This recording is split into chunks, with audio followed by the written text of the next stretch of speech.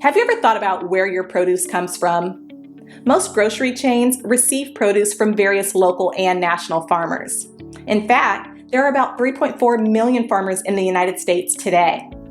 But of that staggering number, only 45,000 are Black farmers.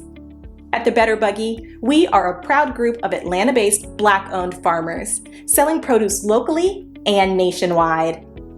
Our easy-to-navigate online platform makes it easy for you to make a one-time purchase or to simplify your life by subscribing to our weekly produce box. Whichever frequency you choose, you can order with confidence, knowing you'll receive 100% organic farm-fresh produce. If you're looking for a thoughtful gift for a loved one that they'd actually find useful, be sure to pop by our online store where you can snag a gift card your recipient can use to order their own produce and t-shirts. Ready to start supporting local Black-owned farms and making healthier food decisions? Visit thebetterbuggy.com now to start shopping. Ladies and gentlemen, this article has said some of the same things and points I have made. And, you know, the wages are really bad out here. And that's why a lot of people are not leaving. And, many folks were working remotely. And now they're being forced from their homes and back into offices where they're going to get sick. Let's be real. They are. So unemployment benefits aren't causing a labor shortage. Low wages are. Yes. What if, and this may sound wild, but businesses paid people more, especially low wage workers. Okay. So companies are now forcing everybody back into the workplace. People that are unemployed, people that are working remotely are going to have to return back to a building and potentially get sick. Let's be real. We are not post pandemic like I've seen in many articles. That is a bold-faced lie, but we're getting the lies from the same people we always get them from. So, nothing new. So many of these jobs are struggling to hire people for open positions, low paying positions in many cases. It's true that some companies and industries are finding it difficult to fill positions, but it's not because of a labor shortage. Laborers are there, and many of the people who are still unemployed are willing and ready to work. No, what we're seeing is the effect of a year-long wage shortage. And that lack of money in people's pocket is playing out before us. Low income earners, the people making 27,000 a year or less annually are the ones who are hurt the most when the pandemic struck. Janitor workers, for closed offices, food and beverage staffers at closed restaurants, sales clerk at stores that couldn't retain staffers at brick and mortar shops. But data shows that they are um, also the group having recovered the least during the pandemic in the US, with unemployment rates still at 16% below average nationally. The work Americans put in don't match the wages that come out, especially for lower earners.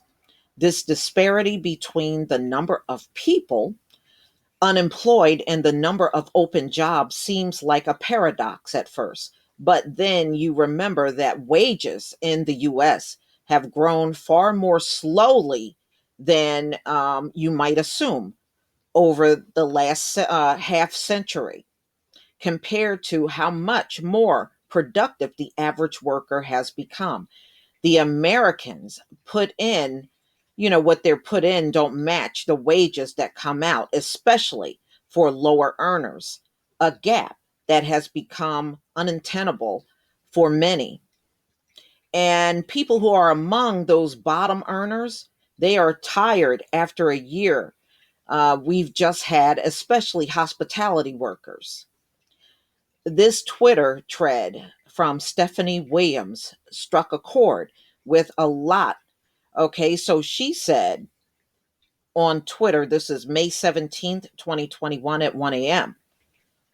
You want to know why food and beverage people don't want to go back to food and bev? Because while so many who have worked in the industry for years have the thick kind of skin it takes to survive and thrive, 2020 was a breaking point for a lot of people. Let me explain. Uh huh.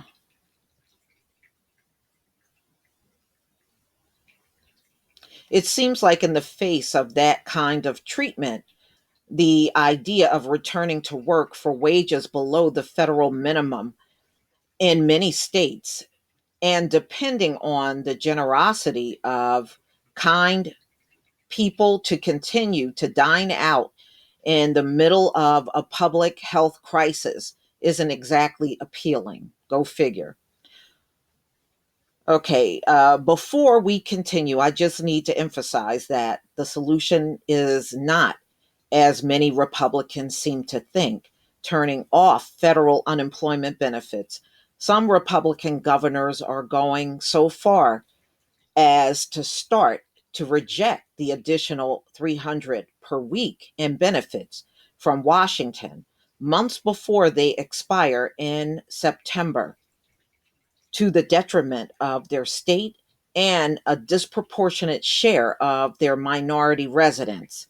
In doing so, they're threatening 3.5 million workers who count on those benefits still and are all supposed to be hired at well paying jobs before the next rent check is due. So, the Wall Street Journal recently reported that the University of Chicago's study found 42% of those on benefits received more than they did in their prior jobs, and that they share is higher when factoring in temporary health insurance offered through relief bills. What does it say about what they are being paid? An extra 300 a week is enough to lead people to eschew working altogether. Unemployment benefits also don't explain the other factor people have cited in their hesitation to take jobs, including the number of unvaccinated people still out there and the lack of childcare options. Schools being able to reopen fully will take care of some of the pressure, as would an uptick in the vaccination rate among the holdouts. So, ladies and gentlemen, there's been a lot of talk about how COVID changed everything. I don't know if that's true. I do know that's true. This person talking don't know that's true, but I sure did. We lived through 2020. It did change everything. Worker demanding appropriate pay for their labor is one change I am here for. Okay. The solution to the labor shortage should be obvious. If you pay them, they will work. And that's true. You give people a decent wage or a decent offer, yeah, they will work. And that's not being done out here.